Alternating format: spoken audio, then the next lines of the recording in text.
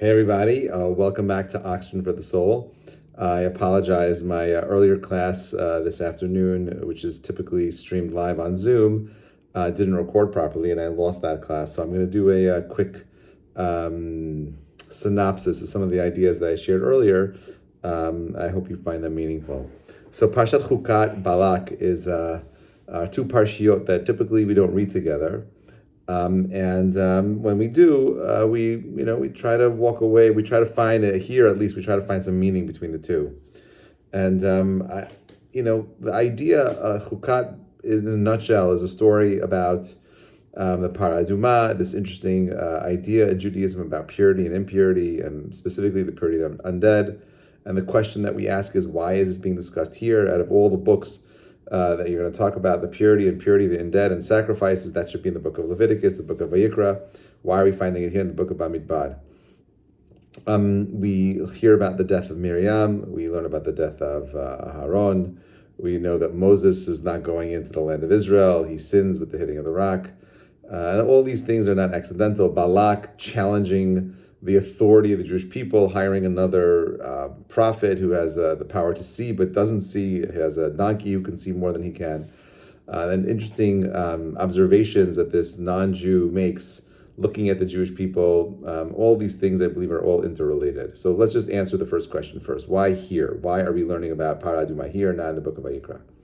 Well, simply, the book deals with one of the most profound ideas, this concept of not understanding, meaning chok means something that cannot be understood. It's a chok. There's no logic behind it. There's no philosophical way of explaining this in a way that's meaningful. Sometimes we do what we do with blind faith. And certainly when it comes to life and death, it's very hard to understand death. And when it happens to whomever it happens to, it's always a chok. We can't understand it. And we're learning it specifically now at this particular chapter in the story of the Torah is because the Jewish people were just found out they were going to die in the desert. Between Parshat Shalach and Korach, that's it. The rebellion and the spies, the Jews are going to die in the desert.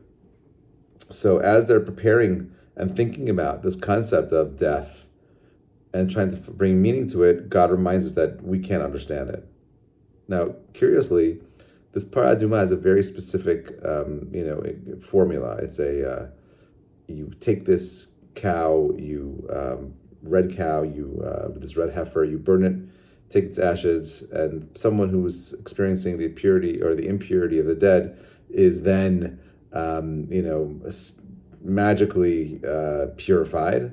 And the sprinkler, which is generally performed by the Kohen, he becomes impure. The priest becomes impure. So how does that work? Can't understand it. King Solomon says you can't understand it. We can't understand it. And it comes off the heels of us trying to rationalize all kinds of things. Korach trying to rationalize his power grabs. The 250 heads of the Sanhedrin trying to rationalize their power grabs and ultimately dying with the fire pans and the Olah offering, and the Meraglim rationalizing their understanding of just not wanting to go in, rather to be in the desert with God and basking in His presence. Just all these rationalizations lead to this one concept of chok that we don't understand it.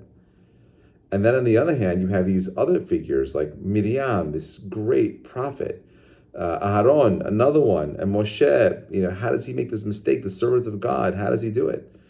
And we can't understand these things. There are certain aspects of life that can't be understood. And we walk in having emunah, we're being faithful to our truths. We believe there's a God. We believe the Torah is true. We believe that we have some understanding of whatever we can understand of the stuff that we call Judaism.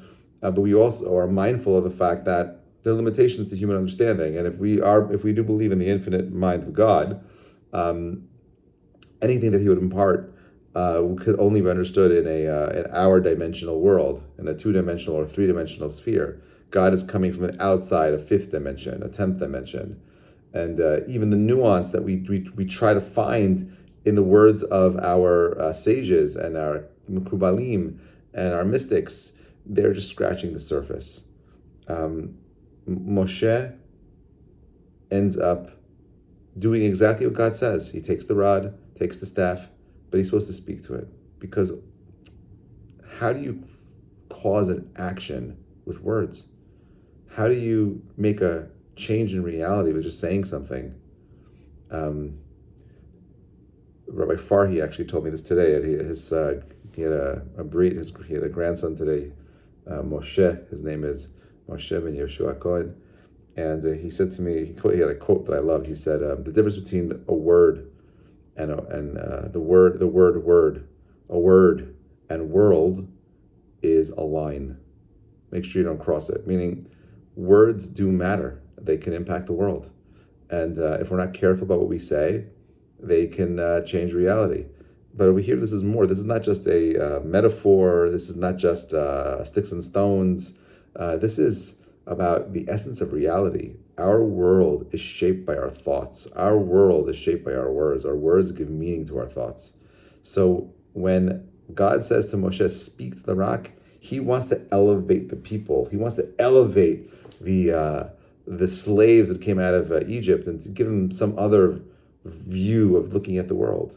But Moses, the shepherd, the true shepherd that he is, recognizes that if he does this, and he's able to elevate the people through this wondrousness, this miracle of him just speaking, he'll elevate the people.